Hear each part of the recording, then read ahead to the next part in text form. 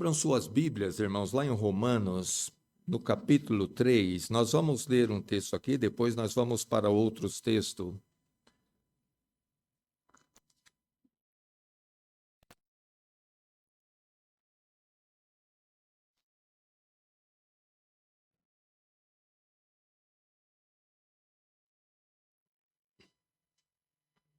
No versículo 21, diz assim: Mas agora se manifestou sem a lei, o cumprimento perfeito da lei por nós, homens pecadores, insuficientes para fazer isso, a justiça de Deus, não justiça nossa, mas justiça proveniente de Deus, tendo o testemunho da lei e dos profetas, ou seja, a própria lei de Deus e os profetas testificam de que essa justiça é verdadeira, ela é real, ela realmente pode ser crida. Isto é, vamos a ela então, a justiça de Deus pela fé em Jesus Cristo, para todos e sobre todos os que creem, porque não há diferença. Ou seja, todos aqueles que creem em Cristo, essa fé que vem de Deus, é um dom de Deus, a salvação é toda de Deus, não é um produto humano, Não é uma manifestação interior minha, mas Deus, pela regeneração espiritual, pelo seu Espírito Santo, mediante ao ouvir da palavra de Deus, incute em nós fé verdadeira em Jesus Cristo, a necessidade de Cristo para a nossa salvação, para o perdão dos nossos pecados, para que nós tenhamos uma justiça que nos dê acesso a Deus e que nos livre da condenação vindoura. Então, essa justiça de Deus pela fé é para todos, desde que creiam em Jesus Cristo. Porque todos, versículo 23, pecaram e destituídos estão da glória de Deus. Não há acepção. Todos os homens, mulheres, todas as nações, todos são pecadores. Deus, a Bíblia diz que Deus encerrou todos debaixo do pecado, para com todos usar de misericórdia. Então, as misericórdias de Deus é o nosso triunfo, vamos dizer assim, é a razão pela qual nós somos crentes hoje, irmãos, em Cristo. Não é por nós, é por graça e misericórdia de Deus, porque todos nós somos pecadores, de fato. Isso, no versículo 24, ele dá respaldo ao que eu acabei de falar. Sendo justificados o quê? Gratuitamente, pela sua graça, pela redenção que há em Cristo Jesus. Ou seja, houve um preço alto a ser pago para a nossa redenção, para que nós pudéssemos ter vida, para que nós pudéssemos não ser lançados na condenação eterna, justa, perante o tribunal divino. O preço foi pago por Jesus Cristo, e não foi um preço baixo, não. Pedro fala que foi com um alto preço que nós somos resgatados da nossa vã maneira de viver. Mas para nós é gratuita. Deus gratuitamente nos oferece a justiça de Jesus Cristo, para que nós sejamos justos perante Ele. Não por uma justiça própria, a qual nós não temos e nunca teremos condições de ter, mas por uma justiça imputada pelo próprio Deus, proveniente do seu Filho. Essa justiça foi conquistada na cruz, irmãos, com o sangue de Jesus Cristo derramado. Houve um preço. Foi pago por Deus. Nós não tínhamos condições de pagar. Por isso que ela foi dada gratuitamente. Por quê? Porque se Deus fosse reivindicar pagamento, quem pode pagar pela nossa redenção? Nenhum homem pode, porque todos pecaram. Acabamos de ler no versículo 23. Jesus Cristo, o justo, foi quem pôde pagar pela sua justiça, oferecido oferecendo a si mesmo em sacrifício expiatório, vicário. Ele satisfez a justiça eterna em nosso favor. Por isso que a glória é toda de Jesus Cristo, irmãos. Paulo falou muito bem, onde está, aqui no final ele vai falar aqui no versículo 27, onde está a jactância ou a vanglória? Quem pode bater nas costas e falar, eu me salvei, eu sou bom, por isso Deus me escolheu? Não, todos pecaram. Não importa. Obviamente que um peca em maior grau do que outro, mas a verdade é que todos pecaram e destituídos estão da glória de Deus naturalmente. E se somos salvos pela graça de Deus, não por mérito. Eu criei em Jesus Cristo para minha salvação, mas eu criei porque Deus operou em mim a salvação. Ele se compadeceu de mim. Ele usou de graça. Ele abriu meu entendimento para eu pudesse compreender o Evangelho de Cristo, para que eu pudesse compreender a minha condição de pecador perdido. E então eu pudesse crer. E eu criei, mas pelo poder de Deus operando em mim. Porque nós somos justificados por Deus gratuitamente pela sua graça. Pela redenção que há em Cristo Jesus. No versículo 25 ele diz, o qual Deus propôs para propiciação, satisfação da sua justiça, pela fé no seu sangue, para demonstrar a sua justiça, a justiça de Deus, pela remissão dos pecados dantes cometidos sob a paciência de Deus. Para demonstração, versículo 26, da sua justiça, justiça de Deus, nesse tempo presente, para que ele, Deus, seja justo e justificador daquele que tem fé em Jesus. Deus é justo, irmão, mas uma justiça plena e plena eternamente. Não tem jeitinho com Deus. Não tem uma forma de um pecador entrar na presença de Deus se ele não for reputado por justo de maneira plena. Coisa que era impossível a mim e a você, fora de Cristo. Mas em Cristo nós somos justos perante Deus. Deus olha para nós, irmãos, e nos vê pessoas totalmente justas. Amém? Por quê? Porque a justiça de Cristo nos está sobre nós, verdadeiramente. A obra redentora de Cristo foi nos imputada na sua integridade. Jesus morreu pelos meus pecados. E pelos seus também, meu irmão. Todos aqueles que creem. Não por todos, mas por todos os crentes. E ele também ressuscitou para a nossa justificação.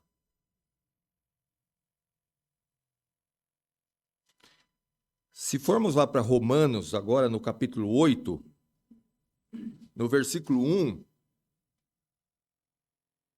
diz assim, portanto, agora, nenhuma condenação há para os que estão em Cristo Jesus, que não andam segundo a carne, mas segundo o Espírito. Estamos em Cristo, o Espírito Santo está conosco, somos selados com o Espírito da promessa, então nós já não somos mais carnais. A prova de que o Espírito Santo está conosco é de que nós não somos mais dirigidos pela carne do pecado, mas somos dirigidos pela palavra de Deus, que é a espada do Espírito, que é o poder de Deus. Somos guiados por Deus. O Espírito Santo é Deus. E para estes, o que diz o versículo? Nenhuma condenação há. Você crê? Eu creio. De todo o coração. Por quê? Porque é a palavra do meu Deus. Você está em Cristo? Nenhuma condenação há. mas você não está em Cristo, não há esperança para você.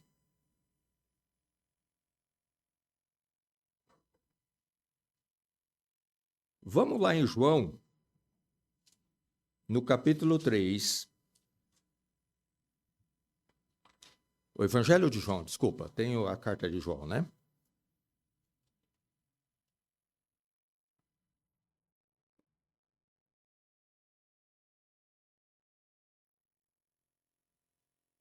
Versículo 17. Porque Deus enviou seu Filho ao mundo, não para que condenasse o mundo, mas para que o mundo fosse salvo por ele, já que nós não temos condições de nos salvar por nós mesmos. Quem crê nele, olha bem, não é condenado. Não há condenação para quem crê em Jesus Cristo. Mas quem não crê já está condenado. Não precisa nem morrer para saber. Se você não é um cristão verdadeiro, saiba, você já está condenado ao inferno, porquanto não crê no nome do unigênito Filho de Deus. Versículo 36.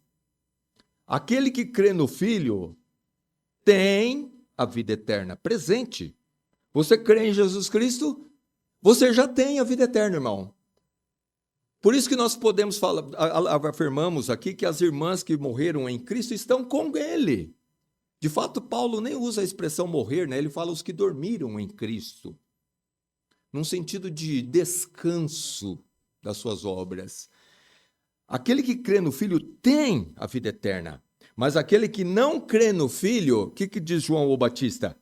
Não verá a vida, mas a ira de Deus sobre ele permanece. Logo, não só naturalmente não somos filhos de Deus, como costuma se dizer, todos são filhos de... Não! O versículo está dizendo aqui que aquele que não está em Cristo, não só não verá a vida, mas a ira de Deus sobre ele permanece. Como pode haver ira de Deus sobre um filho dele? É porque não é filho. Não é filho. Jesus falou para um grupo de falsos religiosos que o pai deles era o diabo. Vós tende por pai o diabo. Quem é seu pai? Se você não crê em Cristo, se você ainda é um homem ímpio e que vive na impiedade, e que despreza o Evangelho e despreza a obra de Jesus Cristo, o seu pai é o diabo. E o fim seu vai ser o mesmo dele. Está lá em Apocalipse, no capítulo 20. Assim como o diabo vai ser lançado no lago de fogo e enxofre, todos aqueles cujo nome não estão escrito no livro da vida também serão lançados lá. É a condenação da qual ele está falando aqui. Não verá a vida. Quando está falando da vida aqui, irmão, não está falando dessa vida da qual nós estamos usufruindo aqui agora. Está falando de vida eterna. Está falando de libertação da condenação eterna. Está falando de estar em um novo céu e uma nova terra com Cristo e todos os santos para todo sempre. Essa vida vai passar para todos, para o ímpio e para o justo. Todos nós morremos. Hoje morreu duas santas, mas com certeza morreu ímpios também pelo mundo. A morte física, como consequência do pecado, uma das consequências do pecado é para todos. Não tem acepção. Mas o que vem depois dela não é para todos. Para uns, a vida eterna. Para outros, o desprezo e a vergonha eterna, como diz o Daniel lá no livro dele, Daniel capítulo 12.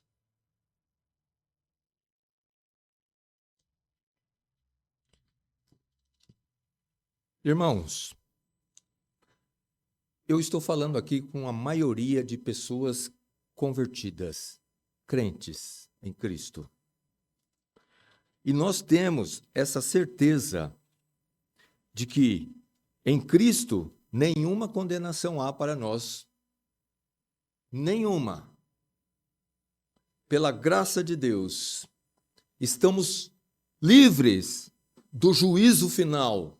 Naquele grande dia, quando Jesus vai apartar os bodes das ovelhas, esse termo foi usado por ele mesmo, colocando o bode à sua esquerda e as suas ovelhas à sua direita, nós estaremos à direita do nosso Senhor. E ele vai dizer: vinde, benditos de meu Pai. E ele vai dizer para aqueles que estão à sua esquerda: apartai-vos de mim, malditos, para o fogo eterno preparado para o diabo e seus anjos. Mas nós não.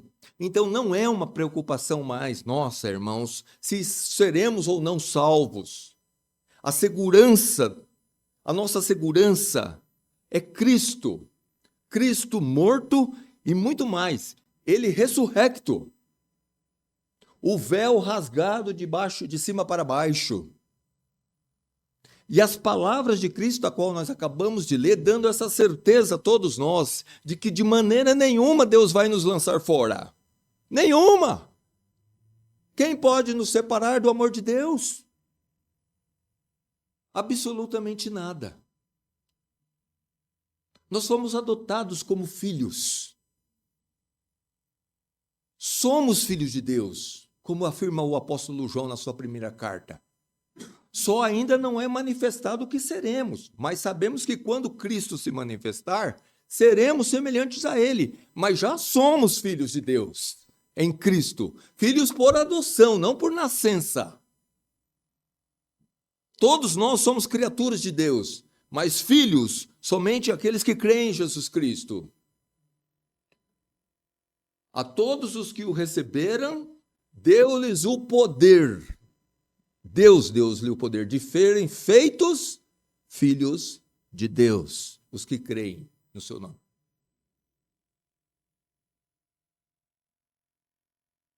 Alguém dizer assim: eu também sou filho de Deus, esse jargão é comum, né? Amém! Mas se você realmente é filho de Deus, para ser, você tem que estar em Cristo. Você ouviu do Evangelho? Por meio do Evangelho, você creu em Jesus Cristo? Você sentiu seus pecados? A necessidade de Jesus Cristo? Você confessou Ele como seu Senhor e Salvador? Você o segue? Você tem uma vida santa? Você tem prazer no povo de Deus? Você anseia pela volta de seu Salvador Jesus Cristo? Você odeia o pecado? Você pratica juízo e justiça na sua vida?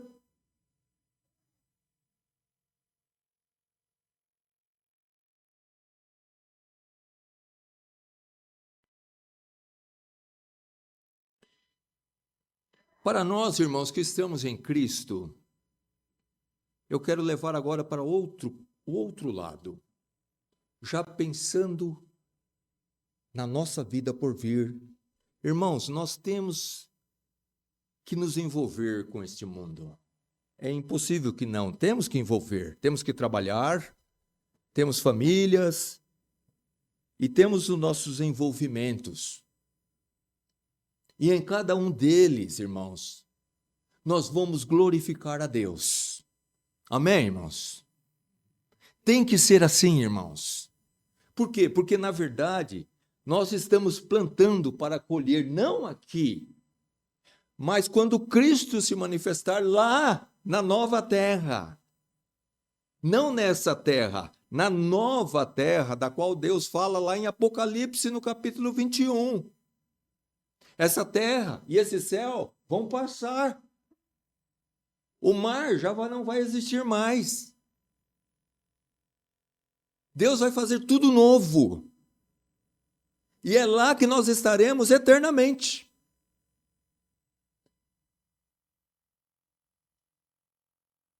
Sem lágrimas, sem dor, sem perspectiva de morte, de envelhecimento. vivendo e servindo a Cristo eternamente. Servindo, trabalhando, vivendo. Como vai ser? Não me pergunte. Eu creio que o teólogo mais profundo não será capaz de reproduzir como será o novo céu e a nova terra e a nossa estadia eterna com Cristo e com Deus. Mas será maravilhoso, irmãos. Nada se compara nesse mundo. A melhor bênção que você já teve nesse mundo, eu e você, não pode se comparar com a bênção de estar com Cristo.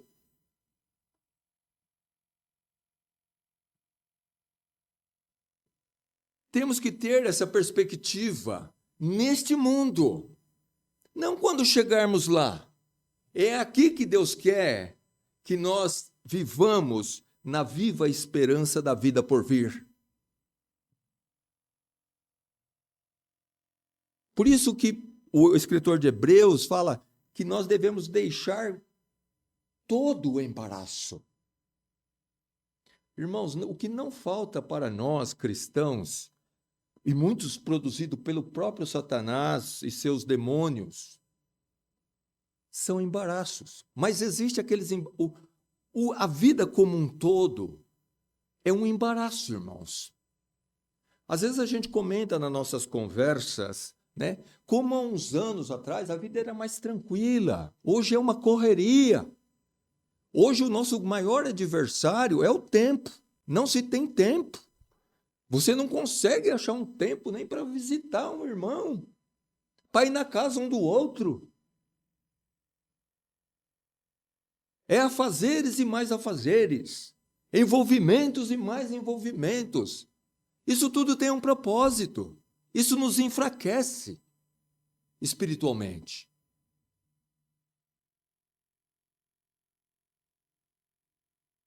É muito envolvimento com esse mundo. Eu sei que certas coisas nós não podemos deixar. Seria uma irresponsabilidade. Mas não podemos ir além, irmãos.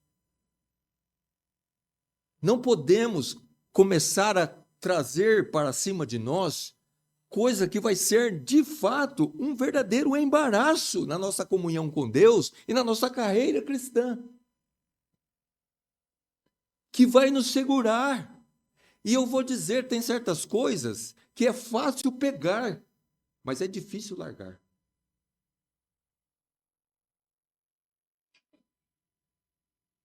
E aquilo nos prende a vida inteira. Mas não pode ser assim. Veja, abre lá em Filipenses.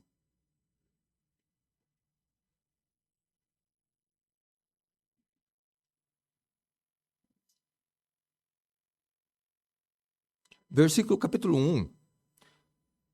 Veja aqui as palavras de Paulo no versículo, a partir do versículo 20. Segundo, diz Paulo, aliás, vamos ler o 19, perdão. Porque eu sei que disto me resultará a salvação, pela vossa oração, oração dos filipenses, por ele, e pelo socorro do Espírito de Jesus Cristo, o Espírito Santo, que estava nele e operava nele. Segundo, versículo 20. Segundo a minha intensa expectação e esperança, que deve ser a nossa também, de que em nada serei confundido. Antes, com toda confiança, Cristo será, tanto agora como sempre, engrandecido no meu corpo, seja pela vida, seja pela morte. Porque para mim, o viver é Cristo e o morrer é lucro. Mas, versículo 22, se o viver na carne me der fruto da minha obra, não sei então o que devo escolher. Mas de ambos os lados estou em aperto, diz Paulo, tendo desejo de partir e estar com Cristo, porque isto é ainda muito melhor. Percebeu? Percebeu a esperança, a expectativa do apóstolo? Irmãos, isso aqui não deve ser uma coisa singular desse homem. Ah, isso aqui é coisa do apóstolo Paulo, mas ninguém. Não, deve ser de todo crente. Uns mais, outros menos. Paulo foi chamado por um ministério especial, apostólico, um apóstolo especial. Depois dos 12, Jesus chamou Paulo para ser um apóstolo aos gentios. Nós devemos a Paulo, irmãos. O evangelho foi espalhado aos gentios e ao mundo por meio desse homem, lógico que depois por meio de outros também. Mas ele foi o primeiro precursor, o grande homem usado por Deus para levar o evangelho. Foi chamado até de uma peste da seita dos nazarenos, porque ele era destemido, ele falava mesmo, ele pregava mesmo. O amor desse homem, irmão, era intenso pelas almas perdidas. Esse é um dos homens que teve um amor maior. Na Bíblia está narrado. Ele falou que ele podia chegar ao ponto de desejar ser separado de Deus por amor dos judeus, seus compatriotas, pela salvação deles. Esse é amor genuíno, verdadeiro, que nunca deseja o mal do próximo, mas sempre está procurando a salvação dele, o bem dele.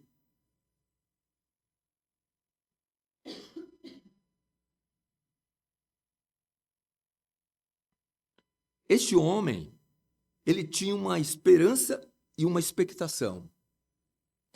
Não ficar confuso, sem rumo. Não.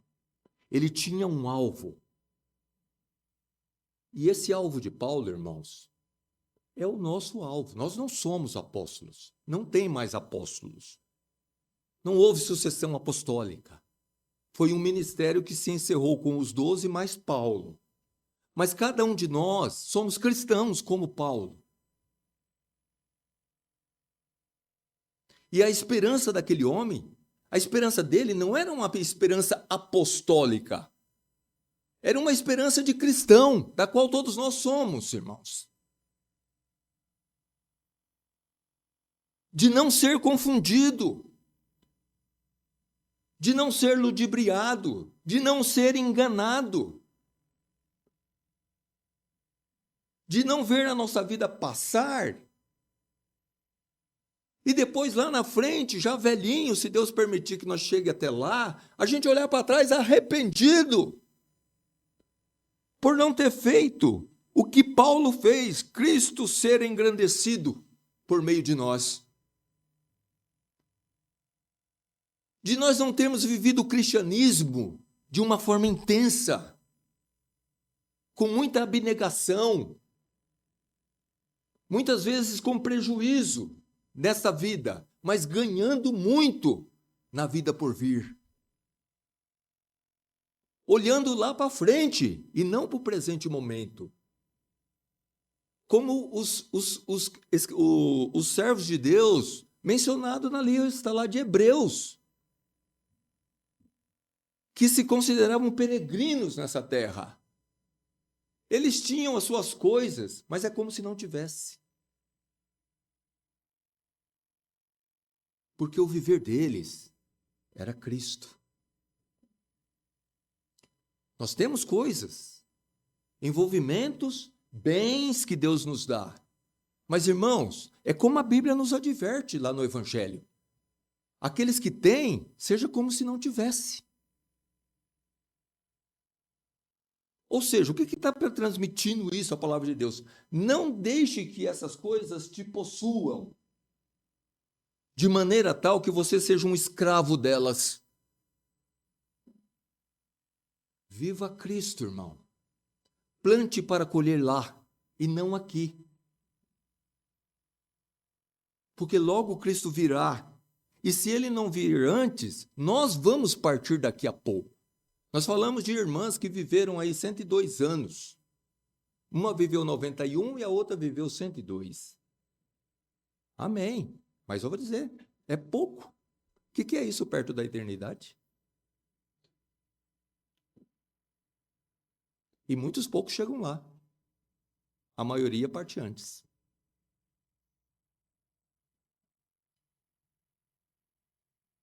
Porque para mim e para você, irmãos,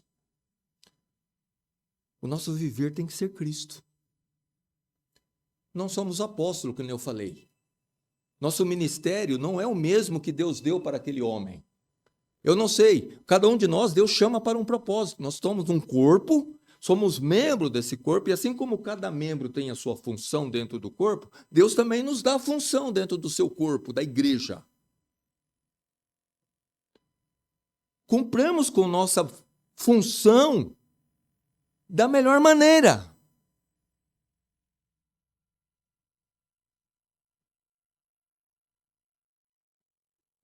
Façamos jus fazer parte do corpo de Cristo. Não deixemos o outro membro desprovido.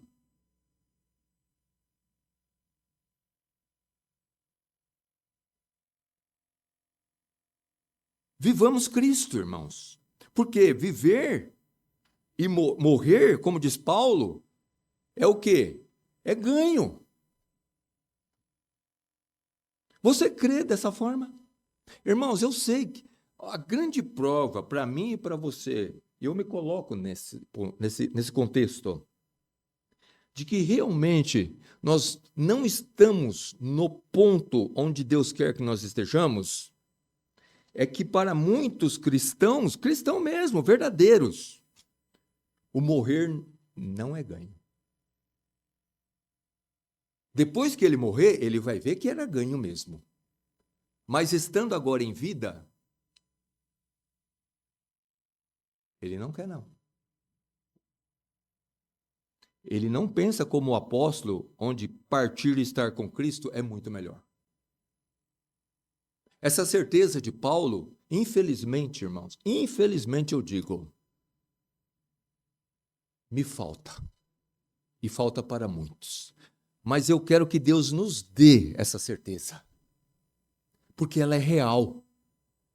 Não é algo fictício, não é algo que pode ser, mas que pode nos frustrar de maneira nenhuma. Estar com Cristo sempre será melhor, independente do quanto você tenha nessa vida. Nunca pode se comparar. Nunca vamos ficar tristes, irmão, no sentido de uma pessoa, de um cristão que foi recolhido por Deus. Porque ele está bem melhor, porque Paulo acabou de me dizer aqui que estar com Cristo é muito melhor. Então, como eu posso ficar triste por um irmão que está com Cristo? Se Paulo acabou de dizer que é muito melhor estar com Cristo. Paulo está dizendo aqui, irmão, inspirado pelo Espírito Santo, é Deus falando. É muito melhor, irmãos. Fato é que nem foi pregado na cerimônia funerária, né, nos funerais, né, eu fui no né, da mãe do pastor. A gente fica triste, especialmente os familiares. Mas triste porque nós amamos aquela pessoa e vamos sentir a falta dela, ainda que seja momentânea. Porque logo estaremos com ela. E se Cristo voltar, ela voltará com ele. Paulo consolou os tessalonicenses exatamente com essa verdade, para que eles não tivessem o desespero que têm os incrédulos quando morriam seus entes queridos. Porque o ímpio não tem esperança. Já viu aquelas pessoas, a gente vê normalmente, né, irmão, nos escritos, no dia dos pais, no dia das mães, né, pessoas que já perderam seus pais, mas ele não conhece a palavra de Deus, ele não sabe dessas realidades. Então ele fala assim: olha, mãe, aonde você estiver, eu espero que a senhora esteja bem. É uma incerteza total. Mão beijo. Não sabe o que está falando, porque desconhece verdadeiramente a verdade. Mas nós, irmãos, temos essa certeza, dada pela palavra da verdade. Nós já lemos. Aquele que está em Cristo foi justificado de todos os seus pecados e ele está guardado lá com Cristo. A tristeza é de quem fica, não de quem vai. A tristeza é de quem vai. E realmente, irmão, essa é a maior tristeza, é aquele que vai sem Cristo. Para um lugar de tormento, já em espírito, sem esperança. Eu sempre costumo citar o que um pastor falou uma vez numa pregação, que o pior do inferno não é o fogo que nunca se apaga, e nem o bicho da qual a Bíblia fala que nunca morre. Ele diz: o pior do inferno é a falta de esperança. Porque uma vez ali, não tem esperança de sair dali. Porque não vai sair dali. De dia e de noite, atormentados para todo sempre. A gente, irmão, tem dificuldade, eu confesso, eu tenho dificuldade de assimilar a eternidade. Porque a gente é acostumado, porque nessa vida e nesse mundo, tudo tem um fim. É difícil para a gente imaginar algo que nunca, nunca, nunca vai terminar. Assim como a glória dos salvos também nunca, nunca vai terminar. Mas a maldição dos perdidos também será eterna. Mas nós estamos livres dessa maldição, irmãos. Nós estamos livres da ira de Deus.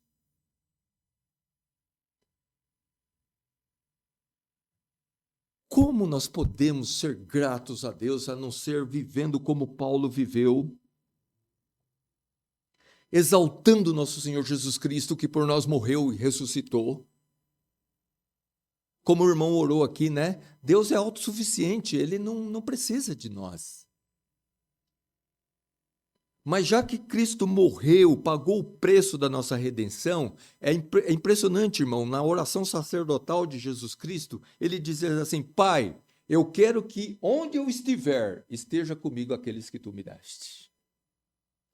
Cristo quer estar conosco, irmãos. Meu Deus, se Cristo quer estar conosco,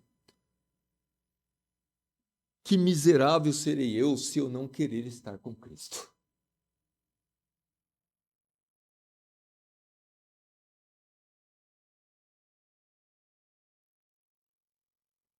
No versículo 23, nós lemos: mas de ambos os lados estou em aperto.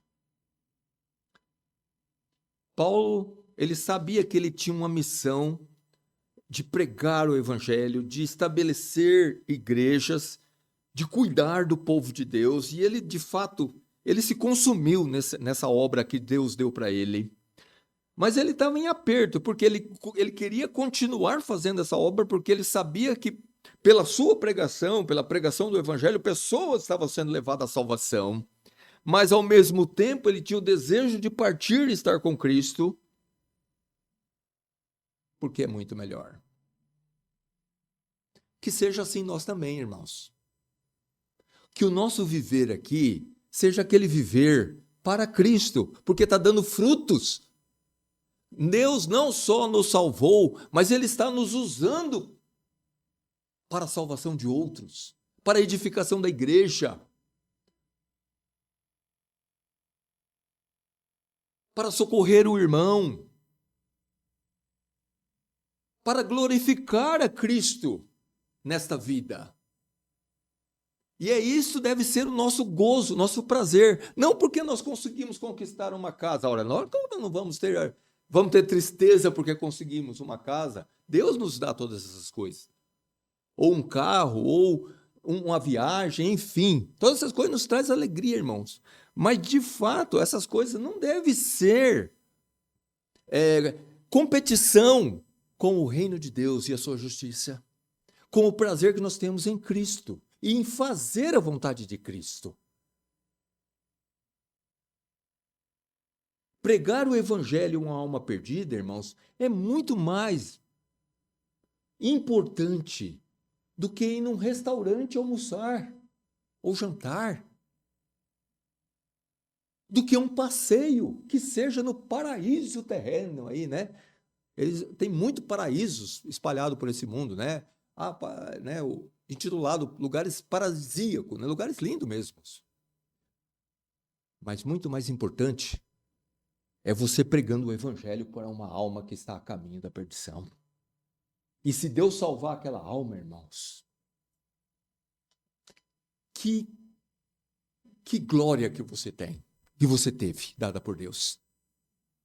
Que glória! Porque Jesus Cristo morreu por aquela alma. A Bíblia fala que os santos anjos fazem festa no céu por um pecador que se arrepende.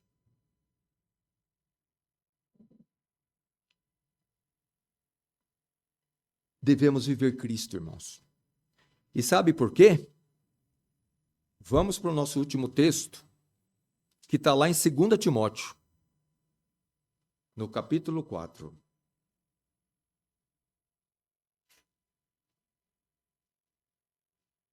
Nós estamos falando aqui desse mesmo apóstolo, Paulo, aqui já no final da sua vida. Fim de carreira. E veja o que ele disse. Versículo 6. Porque eu já estou sendo oferecido por aspersão de sacrifício, e o tempo da minha partida está próximo. Paulo não gosta de usar o termo morte. Dá para perceber, né, nos escritos dele. Ele fala aqui, o tempo da minha partida. Ele está falando da morte. Combati o bom combate. Acabei a carreira, mas guardei a fé. Desde agora, a coroa da justiça me está guardada, a qual o Senhor, Jesus Cristo, justo juiz, me dará naquele dia, no dia da volta dele. E não somente a mim, mas também a todos. Todos quem? Os que amarem a sua vinda. Veja a razão, irmãos, pela qual esse homem foi quem foi. Por ele ter vivido Cristo. Por ele ter aquela viva esperança, aquela expectação de que em nada ser confundido, mas cumprir com alegria a carreira que lhe estava proposta. Porque ele tinha em vista a recompensa. A mesma lá dos escritores de Hebreus, daqueles homens mencionados lá. Eles tinham em vista a recompensa. Lá está escrito. Paulo também tinha em vista a recompensa. Irmãos, nós também temos que ter em vista a recompensa. Amém? É para nós também, não é privilégio só deles. Veja que lá em Hebreus fala que eles não receberam ainda, para que eles não fossem aperfeiçoados sem nós. Nós temos os mesmos direitos em Cristo Jesus. A questão é, nós estamos combatendo o bom combate? Ou qual é o combate que tem sido a nossa vida? Hoje tem muitos combates, mas a maioria deles, irmão, lamentavelmente, não faz parte do bom combate. São combates por coisas dessa vida. Embaraços, ocupações, N's e mais N's. E plantando cada vez mais neste mundo. Irmãos, nós temos que tomar muito cuidado para que aquela severa afirmação de Paulo aos Filipenses, de pessoas que eram inimigas da cruz de Cristo, estava na igreja, mas era inimiga da cruz de Cristo, porque o Deus deles era o ventre. A glória deles era a vergonha, coisas desprezíveis. Por quê? Porque eles só pensavam nas coisas terrenas. Paulo fala, chorando, ele escreveu aquilo. Porque não é de um cristão verdadeiro pensar tão somente nas coisas terrenas. Pelo contrário, é o contrário disso. Ele busca primeiramente o reino de Deus e a sua justiça.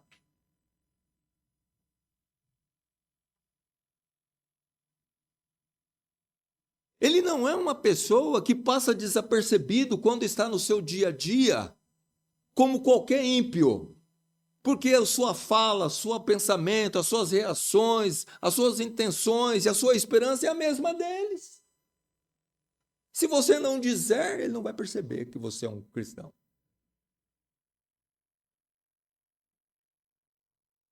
Não pode ser assim, irmãos. Não deve ser assim.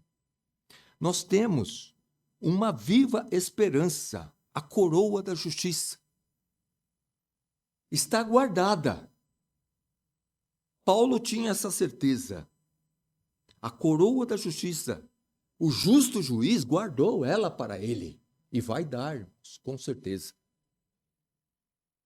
Mas veja que esse homem, que não era nem um pouco egoísta, pelo contrário, o egoísmo não fazia parte da vida de Paulo. Ele faz questão de dizer, não só a mim. Não, não é um privilégio só meu, não. É meu, é seu, é de todos os que amam a vinda de Cristo. A pergunta é, quem ama a vinda de Cristo? Olha para a biografia de Paulo e você vai entender quem é que ama a vinda de Cristo. Olha para a Bíblia Sagrada e você vai entender como se comporta um homem que ama a vinda de Cristo. Primeiramente, ele começa com a sua conversão a Deus, com seu arrependimento de pecados, sua humilhação diante de Deus, confessando que ele precisa de Jesus Cristo para a sua salvação.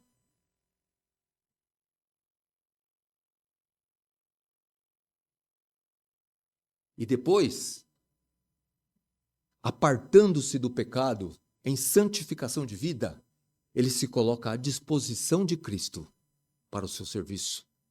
Eis-me aqui, Senhor. Usa-me a mim. Eis-me aqui, Senhor, para fazer a tua vontade. Purifica-me e usa-me. Que eu seja um dispenseiro da tua graça, do teu amor, da tua salvação. Que eu te honre. Davi disse, na presença dos deuses a ti cantarei louvores. Que assim seja conosco também, irmãos. Honrando a Cristo, onde quer que seja, da maneira adequada, bíblica, fazendo a vontade de Deus, sabendo em quem nós temos crido e que Ele é poderoso para guardar o nosso tesouro, esse mesmo tesouro aqui que Paulo fala, até aquele grande dia.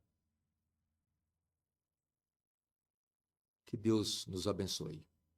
Amém?